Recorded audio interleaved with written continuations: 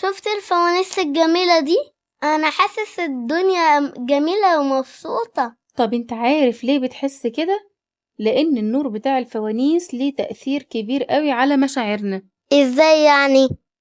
بصي حبيبي، لما الدنيا بتكون مظلمة مخك بيديك الإحساس بالهدوء والاسترخاء، لكن لما يبقى النور دافي وجميل زي نور الفوانيس دي بتحس بالراحة والسعادة.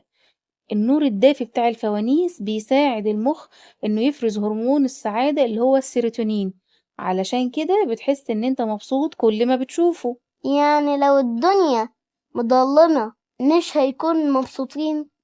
مش بالضرورة، لكن الضلمة بتخلي الجسم يفرز هرمون اسمه الميلاتونين، ده هرمون بيجهزنا بقى ان احنا ننام، علشان كده بالليل بتحس ان احنا عاوزين نرتاح وننام.